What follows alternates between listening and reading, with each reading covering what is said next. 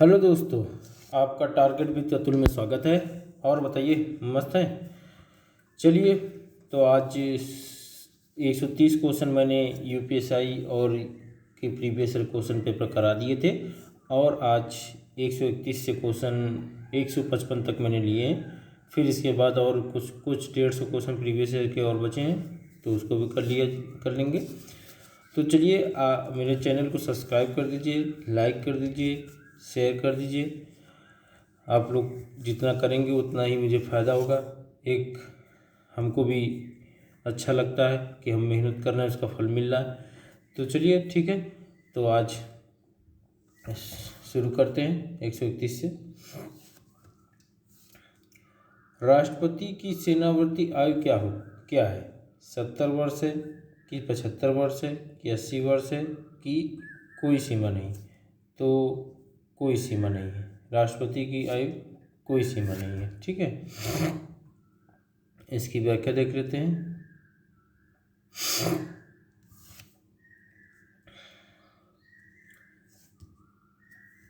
संविधान के अनुच्छेद 56(1), याद रखिएगा, वो आर्टिकल बहुत इंपॉर्टेंट है। 56(1) के अनुसार राष्ट्रपति अपने पद ग्रहण की तारीख से 5 वर्ष की अवधि तक पद धारण करेगा, परंतु संविधान में राष्ट्रपति की सेवानिवृत्ति आयु पर कोई सीमा नहीं रखी गई है।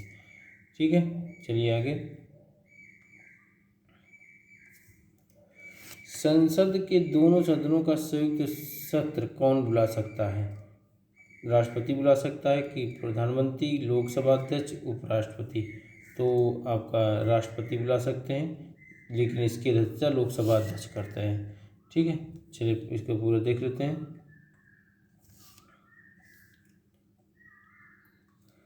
संसद के दोनों सदनों का संयुक्त अधिवेशन राष्ट्रपति बुला सकता है। ये आर्टिकल 108 के तहत, मतलब आर्टिकल 108 के तहत संयुक्त बैठक को बुला सकता है। और संयुक्त अधिवेशन की अध्यक्षता लोकसभा के अध्यक्ष के द्वारा की जाती है। देखिए, जो आपको मैंने बताया। आगे चलते हैं।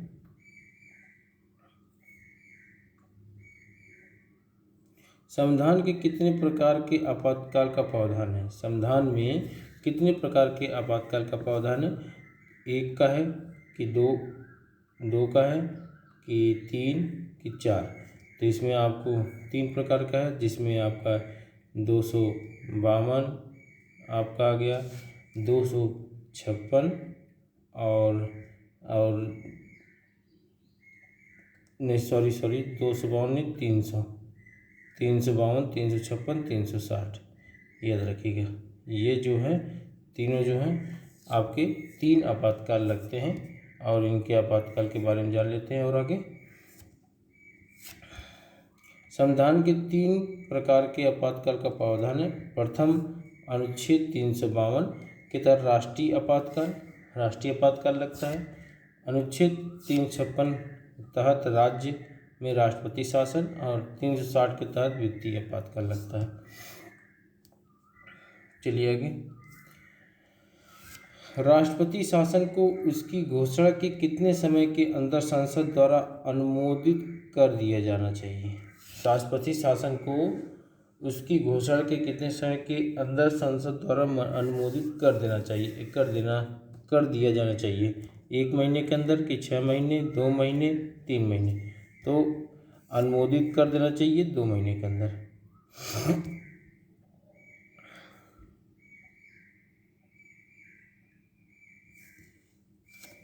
अनुच्छेद 356 के अधीन राष्ट्रपति किसी राज्य में संवैधानिक तंत्र विफल हो जाने पर अथवा राज्य संघ की कार्यपालिका के किन्हीं निर्देशों का पालन करने में असमर्थ हो, राज्य जो संघ की कार्यपालिका के किन्हीं निर्देशों को पालन करने में असमर्थ हो, तो राष्ट्रपति शासन की घोषणा कर सकता है। ठीक, यह घोषणा 2 माह की होती है। इससे अधिक समय के लिए संसद से अनुमति लेनी होती है, तब यह 6 माह की होती है। ठीक है, और फिर इसके बाद अतः राष्ट्रपति शासन की घोषणा के 2 माह के अंदर संसद द्वारा अनुमोदित कर दिया जाना चाहिए। ठीक है।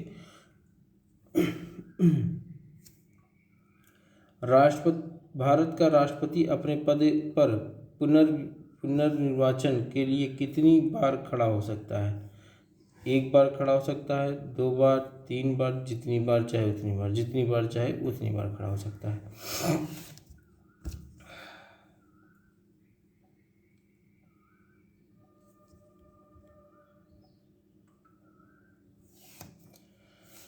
कोई भी व्यक्ति जो राष्ट्रपति के रूप में पद धारण करता है या कर चुका है, संविधान के अनुच्छेद 57 के तहत उस पद के लिए पुनर्विचार हो सकता है, और पुनर्विचार के संबंध में संविधान में किसी सीमा का उल्लेख नहीं किया गया है।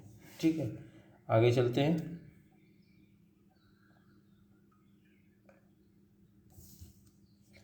राष्ट्रपति का अध्यादेश कितनी अवधि के लिए लागू रहता है? राष्ट्रपति की जो अध्यादेश है वो कितनी अवधि के लिए लागू रहता है?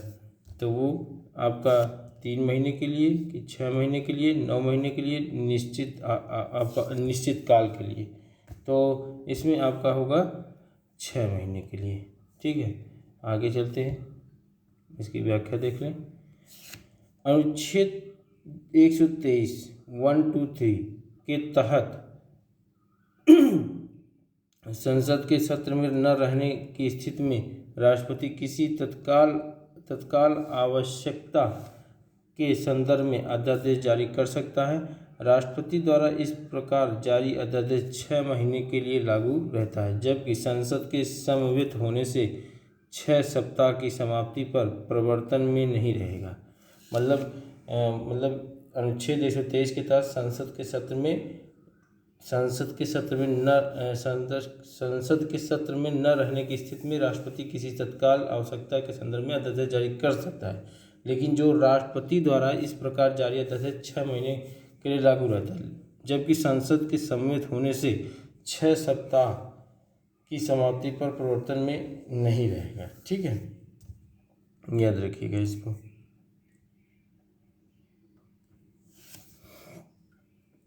राष्ट्रपति द्वारा प्रख्यापित अध्यादेश के संदर्भ में निम्नलिखित में से कौन सा सही है? राष्ट्रपति द्वारा घोषित अध्यादेश की शक्ति कानून के समतुल्य ही है। तो ये संसद के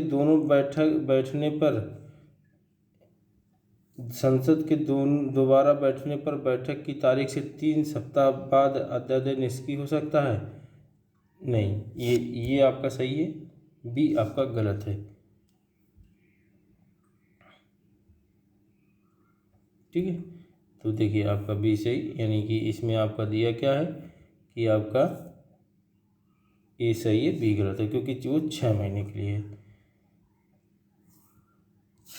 भारतीय संविधान के अनुच्छेद 123 के अंतर्गत भारत के राष्ट्रपति का अध्यादेश जारी करने की शक्ति प्राप्त है। इसे संसद के दोनों सदनों या किसी एक सदन के सत्र में न होने के दौरान जारी किया जा सकता है, और जिसका प्रभाव संसद द्वारा निर्मित कानून के समान होते हैं।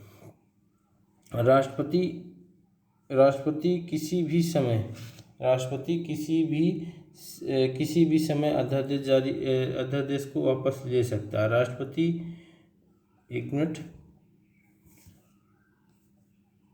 राष्ट्रपति द्वारा जारी अध्यादेश को संसद के सत्र शुरू होने के बाद 6 सप्ताह के अंदर अनुमोदित होना चाहिए। ठीक है, चलिए आगे चलते हैं।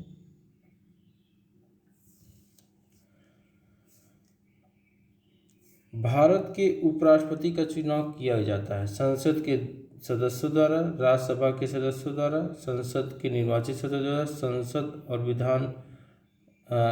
संसद और राज्य विधान के सदस्यों द्वारा। तो संसद के सदस्यों द्वारा ऐसा नहीं है, राज्यसभा के सदस्यों द्वारा ये भी नहीं, संसद के निर्वाचित सदस्यों द्वारा ये भी गलत है, संसद और राज्य विधानसभा के सदस्यों द्वारा, ये आपका सही है, संसद के सदस्यों द्वारा।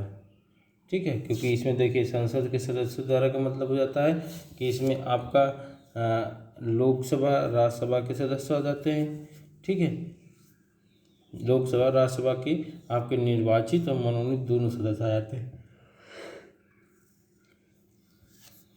ठीक है, आगे चलते हैं।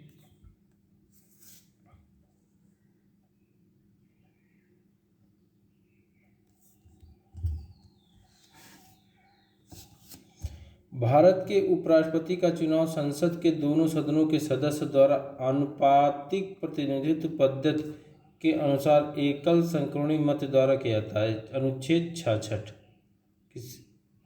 ठीक है, ये आर्टिकल याद रखिएगा। भारत के उपराष्ट्रपति का जो चुनाव संसद के दोनों सदस्यों की आनुपातिक प्रतिनिधित्व पद्धति एकल संक्रमणी मत, ठीक है, याद रखिएगा मत। और ये आर्टिकल 66 के अंतर्गत किया जाता है। ठीक है, भारत के उपराष्ट्रपति पर महाभियोग चलाया जा सकता है विशेष रूप से गठित अधिकरण द्वारा, उच्चतम न्यायालय द्वारा, केंद्रीय मंत्रिमंडल और संसद द्वारा। तो इसमें संसद द्वारा चलाया जा सकता है।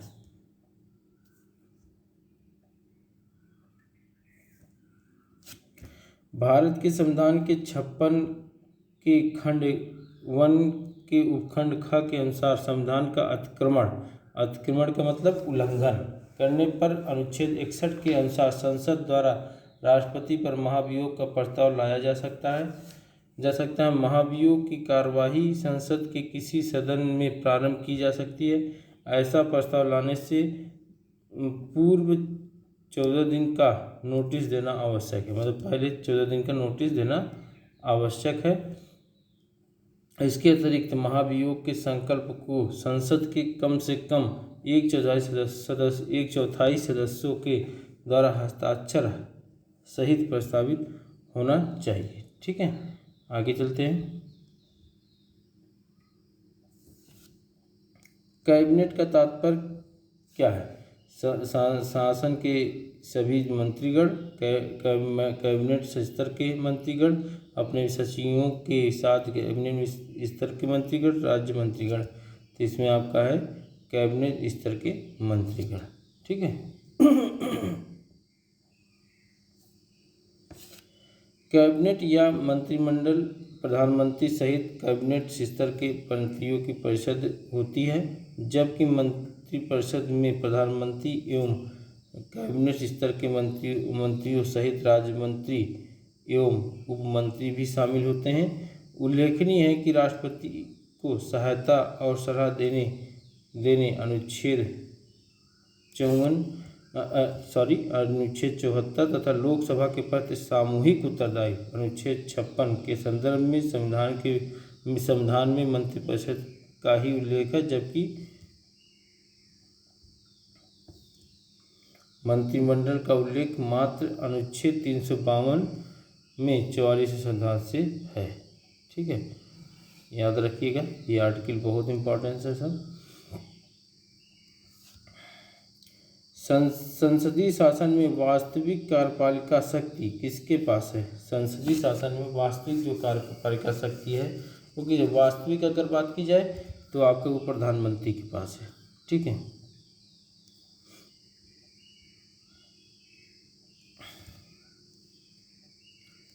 भारतीय संविधान के अनुसार प्रधानमंत्री का पद बहुत महत्वपूर्ण होता है, क्योंकि संसदीय शासन में वास्तविक कार्यपालिका शक्ति प्रधानमंत्री की अध्यक्षता वाली मंत्रिपरिषद के पास होती है।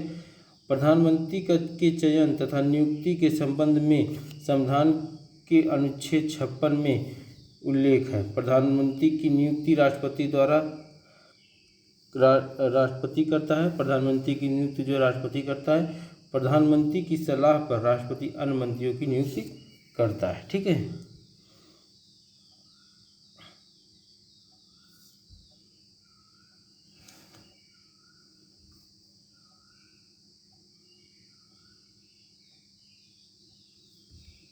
आगे देखते हैं।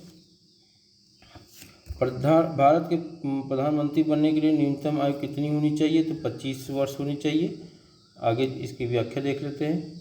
और इसमें आपको बता दें, आपका 30 वर्ष राज्यसभा का सदस्य बनने के लिए, और आपका 21 वर्ष जो है आप ग्राम पंचायत का अगर चुनाव लड़ते हैं तब होनी चाहिए, और 35 वर्ष की आयु अगर पूरी हो जाती है तो राष्ट्रपति की।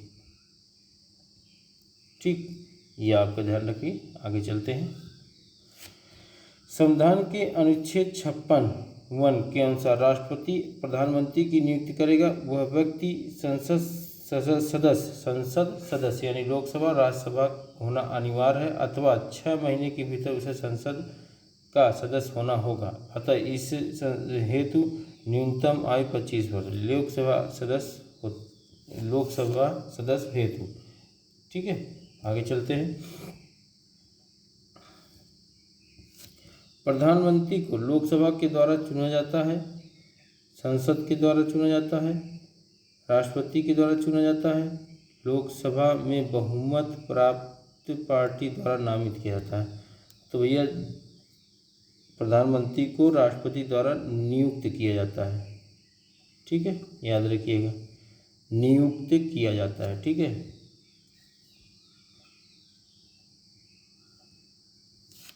संविधान के अनुच्छेद 56(1) के तहत प्रधानमंत्री को राष्ट्रपति के द्वारा नियुक्त किया जाता है। समानतः राष्ट्रपति द्वारा बहुमत प्राप्त पार्टी द्वारा नामित व्यक्ति वह संसद सदस्य हो भी सकता है और नहीं भी को प्रधानमंत्री नियुक्त किया जाता है। तथापि लोकसभा में किसी भी दल का पूर्ण बहुमत न होने पर यह पूरी तरह से राष्ट्रपति पर निर्भर करता है कि वह किसे प्रधानमंत्री नियुक्त करे। यानी कहने का सीधा मतलब है, अगर पार्टी जो दल लड़ रहा है दोनों, अगर उसमें बहुमत नहीं प्राप्त हुआ है तो ये फिर राष्ट्रपति निर्भर करता है कि किसको प्रधानमंत्री नियुक्त करे।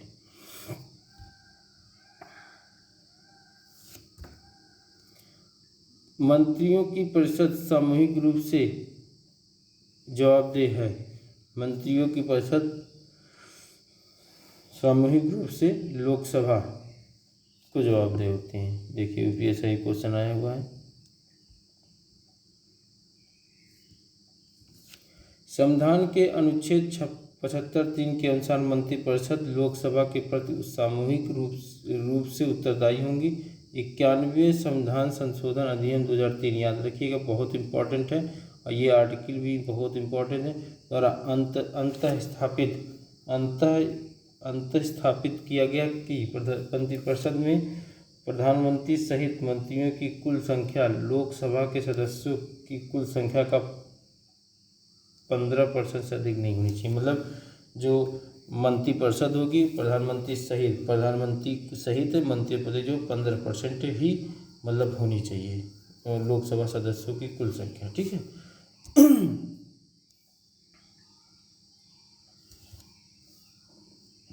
मंत्रिपरिषद के विरुद्ध अविश्वास प्रस्ताव लाने के लिए लोकसभा के सदस्यों की संख्या होनी चाहिए। तो आपको पता है कि 50 अगर सदस्य होते हैं तो अविश्वास प्रस्ताव ला सकते हैं। ठीक है, तो चलते हैं, देखते हैं और आगे।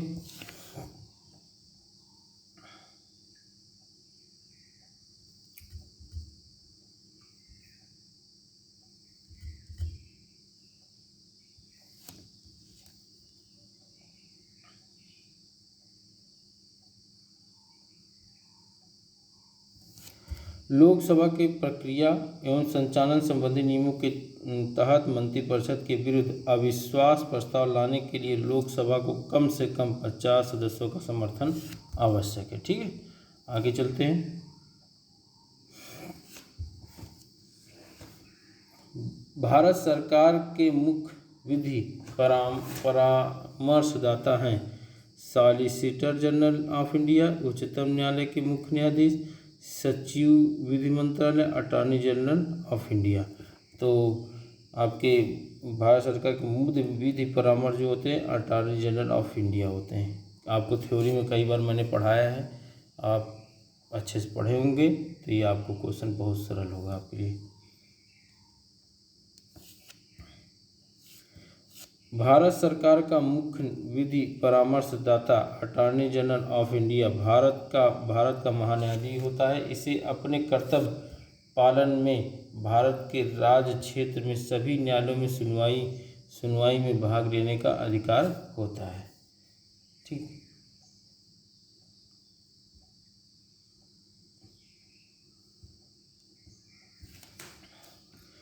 निम्नलिखित में से कौन सा भारत के महान्यायाधीश अटल जोशी के बारे में सही है? ठीक है, देखते हैं। अपने कर्तव्य के निष्पादन में महान्यायाधीश के पास भारत के क्षेत्र में किसी सभी दलों में सुनवाई करने का अधिकार है। ये बिल्कुल सही आपका है। दूसरा देखते हैं। महान्यायाधीश का पारिश्रमिक राष्ट्रपति द्वारा निर्धारित किया जाता है, तो ये भी सही है। ये देखिए पी और क्यू।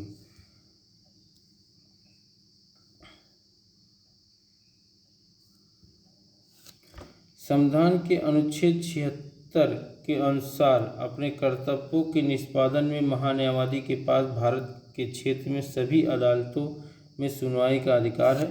महान्यायाधीश का पारिश्रमिक राष्ट्रपति द्वारा निर्धारित किया जाता है। ठीक है, ये ध्यान रखिएगा। अब 148वां क्वेश्चन। प्रथम राज्यसभा का गठन किस वर्ष हुआ था? प्रथम राज्यसभा का जो गठन है वो किस वर्ष हुआ था? तो वो 1952 में हुआ था। ठीक है, याद रखिए। देखिए यूपीएससी क्वेश्चन आया हुआ है। राज्यसभा एक स्थायी सदन है। इसके सदस्यों की संख्या 250 से अधिक नहीं हो सकती। इसका विघटन नहीं होता, बल्कि इसके एक तिहाई सदस्य प्रत्येक 2 वर्ष पर सेवानिवृत्त हो जाते हैं। सर्वप्रथम इसका गठन 3 अप्रैल 1952 को हुआ था। इसकी पहली बैठक 13 मई 1952 को हुई थी। याद रखिएगा, पहली बैठक कब हुई थी? 13 मई 1952 को। ठीक है, तो चलिए आगे।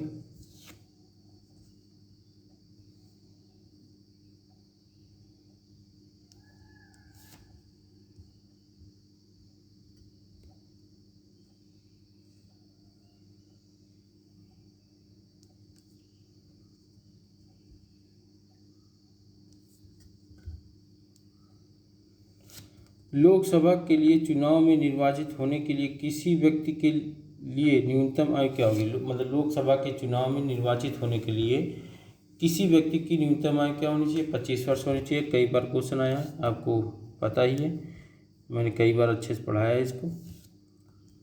संविधान के अनुच्छेद 84 ख के अनुसार लोकसभा में निर्वाचित होने के लिए न्यूनतम आयु सीमा 25 वर्ष है तथा राज्यसभा में निर्वाचित होने के लिए न्यूनतम आयु सीमा 30 वर्ष है। ठीक है, याद रखिएगा।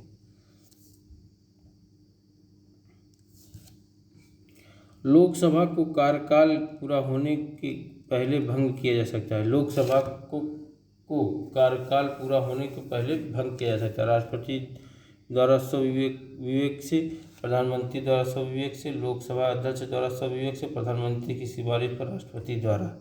ये आपका डी सही है।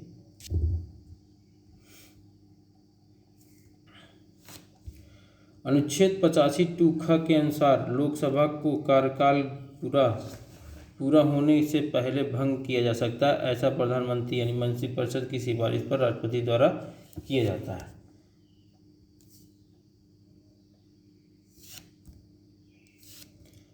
लोकसभा में कम से कम कितने सत्र बुलाए जाते हैं? वर्ष में 1 बार, वर्ष में 2 बार, वर्ष में 3 बार, वर्ष में 4 बार।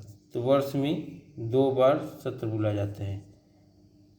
हर 6 महीने का 6 महीने से अधिक का अंतर नहीं होना चाहिए। अनुच्छेद 85 के अनुसार लोकसभा के एक सत्र की अंतिम बैठक और आगामी सत्र, अंतिम बैठक जो है और आगामी जो आने वाली है, इनकी प्रथम बैठक के बीच 6 माह से अधिक का अंतराल नहीं होना चाहिए। इस प्रकार लोकसभा कम से कम वर्ष में 2 बार सत्र बुलाए जाते हैं।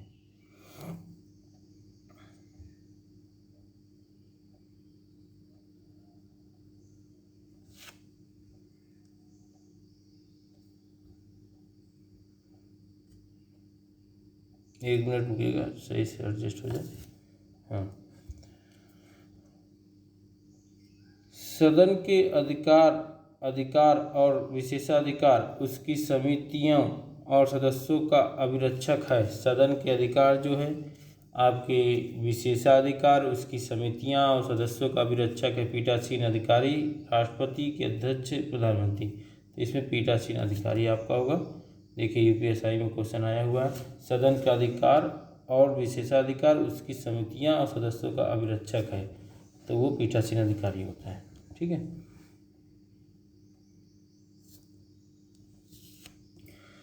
अनुच्छेद 93 याद रखिएगा में उपबंधित है कि लोकसभा अपने 2 सदस्यों को यथाशीघ्र अध्यक्ष एवं उपाध्यक्ष चुनेगी। लोकसभा के अध्यक्ष और उपाध्यक्ष पीठासीन अधिकारी हैं। लोकसभा की कार्यवाही अध्यक्ष की जिम्मेदारी होती है। पीठासीन अधिकारी सदन के अधिकार और विशेषाधिकार उसकी समितियों और सदस्यों के अभिरक्षक हैं। ठीक है, चलिए जितने मैं क्वेश्चन पढ़ा रहा हूँ, एक चीज़ आपको आज बता दे रहा हूँ, जितना भी मैं पढ़ा रहा हूँ वो बहुत इम्पॉर्टेंट है। आपका संविधान इससे बिल्कुल क्लियर हो जाएगा और इसके बाद फिर आप परीक्षा बाड़ी पढ़ लेते हैं तो बहुत अच्छी बात है। उससे फिर बेटर क्या आपका फुल मार्क्स आप संविधान में ला सकते हैं।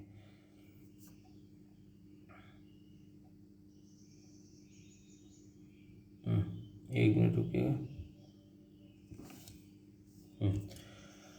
संसद सदस्य को शपथ कौन दिलाता है? संसद सदस्य को शपथ कौन दिलाता है? भारत के मुख्य न्यायाधीश, राष्ट्रपति, लोकसभा अध्यक्ष, उपराष्ट्रपति। तो इसमें राष्ट्रपति दिलाते हैं। संसद के सदस्य को शपथ राष्ट्रपति दिलाते हैं।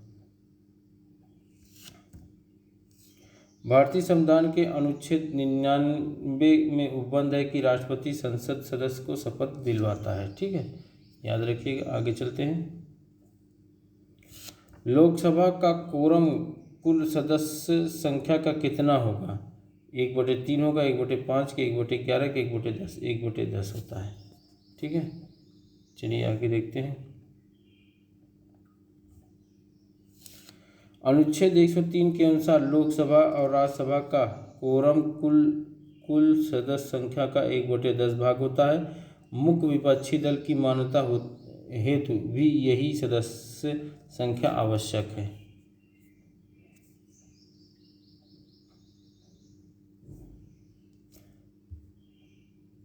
संसद की कार्यवाही के संदर्भ में निम्नलिखित में से कौन सा सही है? सदन को संसद की बहस और कार्यवाही के प्रकाशन पर रोक लगाने का अधिकार है। सदन को संसद की बहस और कार्यवाही के प्रकाशन पर रोक लगाने का अधिकार है। सही है। आगे देखते हैं।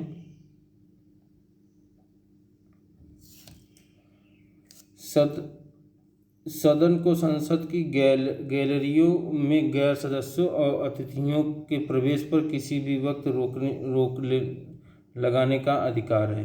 तो ये भी सही है। देख लेते हैं। ये देखिए दोनों सही है आपके, ये ध्यान रखिएगा। ठीक है, यूपीएसआई में क्वेश्चन आया हुआ ये।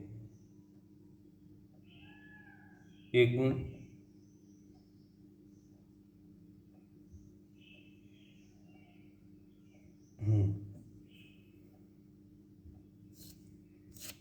संसद के दोनों सदनों के कुछ सामूहिक विशेषाधिकार प्राप्त है, जिसके अंतर्गत संसद को संसद की बहस, कार्रवाई और रिपोर्ट के प्रकाशन पर रोक लगाने का अधिकार है। 44वें संविधान संशोधन 1978 ने सदन के पूर्व अनुमति बिना संसद की कार्यवाही की सही रिपोर्ट के प्रकाशन हेतु प्रेस की स्वतंत्रता को पुनर्स्थापित किया, किंतु यह संदर्भ सदन की गुप्त बैठक के विषय में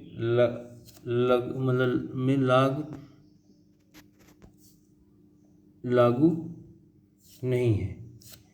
ठीक है, मतलब ये कह रहा है कि किंतु ये संदर्भ जो है सदन की गुप्त बैठक के विषय में लागू नहीं है। ठीक है, इसी प्रकार सदन को संसद की गैलरियों में गैर सदस्यों और अतिथियों के प्रवेश पर किसी भी वक्त रोक लगाने का अधिकार है।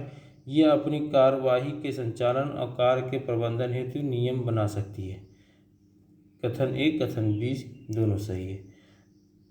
ठीक, तो चलिए आज इतना ही। अब मैंने 155 क्वेश्चन कराए, कम से कम अभी शायद 150 या 160 क्वेश्चन और होंगे, उनको भी मैं जल्दी जल्दी ख़त्म कर दूंगा। मैं थोड़ा छोटा छोटा वीडियो इसलिए बनाता हूँ कि आप लोग को पढ़ने में बोरिंग न लगे, आप लोग पढ़ सकें। और मेहनत करिए और अच्छे से करिए, यूपीएससी की तैयारी करिए। देखिए अब मैं बता रहा हूँ पेपर ये अक्टूबर नवंबर से पहले नहीं होना है, लेकिन तैयारी आप बना के रखिए। अगर भाई सरकार कुछ भी कर सकती है, कभी भी एग्ज़ाम ले सकती है, इसका कोई भरोसा नहीं, लेकिन अपनी तैयारी बनाए रखेंगे तो कोई दिक्कत नहीं होगी। तो चलिए, जय हिंद, जय भारत, नमस्कार।